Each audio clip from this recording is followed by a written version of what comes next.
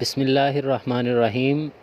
دوستو، آج ہم آپ کو بتائیں گے بلی کے متعلق چند اہم معلومات، دین اسلام میں بلی کے متعلق احکامات اور سائنسی نقطۂ نظر۔ جہاں تک تعلق ہے گھر میں بلی پالنے کا، تو فقہائے کرام کا کہنا ہے کہ گھر میں بلی پالنا درست ہے، کیونکہ بلی نہ ہی موذی جانور ہے اور نہ ہی نجس ہے۔ اگر بات کی جائے بلیوں کے پالتو ہونے کے متعلق، تو ایک سائنسی اندازے کے مطابق انسان نے بلی کو 10,000 سال پہلے سدایا، یعنی پالتو بنایا۔ افریقی جنگلی بلیوں کی کئی اقسام کو پالتو بلی کے آباء و اجداد سمجھا جاتا ہے۔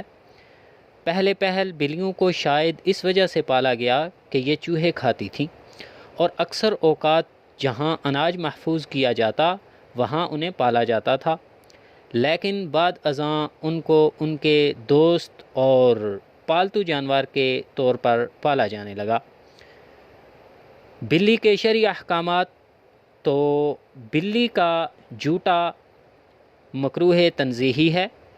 اگر بلی نے دودھ یا سالن وغیرہ میں منہ ڈالا تو اگر وسعت والا شخص ہے تو اسے نہ کھائے، اور اگر غریب ہے تو کھا لے، اور فقہا نے کہا ہے کہ غریب کے لیے مکروہ بھی نہیں ہے۔ مشکات شریف کی ایک حدیث میں ہے کہ ایک عورت نے حضرت عائشہ رضی اللہ تعالی عنہ کے لیے ہریسہ بھیجا، تو وہ نماز پڑھ رہی تھیں۔ اس عورت نے ہریسہ وہیں رکھ دیا، ایک بلی آئی اور اس میں سے کچھ کھا گئی۔ حضرت عائشہ رضی اللہ تعالی عنہ نے نماز کے بعد اس جگہ سے ہریسہ کھایا جہاں سے بلی نے کھایا تھا، اور فرمایا، بلا شبہ رسول کریم صلی اللہ علیہ وسلم کا فرمان ہے، یہ بلیاں پلید اور نجس نہیں ہیں، بلکہ یہ تم پر آنے جانے والیاں ہیں۔ بلی کو عربی زبان میں ہرہ کہتے ہیں۔ اسی کی مناسبت سے ایک صحابی رسول کا نام ہی ابو ہریرہ یعنی بلی والا پڑ گیا، کیونکہ انہوں نے ایک بلی پال رکھی تھی۔ ایک مرتبہ نبی کریم صلی اللہ علیہ وسلم نے ان کے پاس بلی دیکھی تو انہیں فرمایا، اے ابو ہریرہ، جب کہ ابو ہریرہ رضی اللہ تعالی عنہ کا اصل نام عبد الرحمن تھا۔ سائنسی نقطۂ نظر سے گھر میں بلی پالنا انتہائی مفید ہے۔ ماہرین کا کہنا ہے کہ بلی کو چھونے میں اللہ تعالی نے ڈپریشن کے مریض کا علاج رکھا ہے۔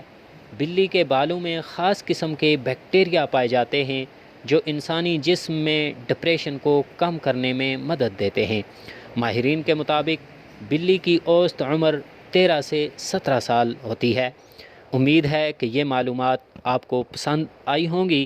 اگر آپ ہمارے چینل پر نئے ہیں تو برائے مہربانی ہمارا چینل IS بولتے حقائق سبسکرائب کر لیں۔ اپنے میزبان محمد بشارت کو دیجیے اجازت۔ اللہ حافظ۔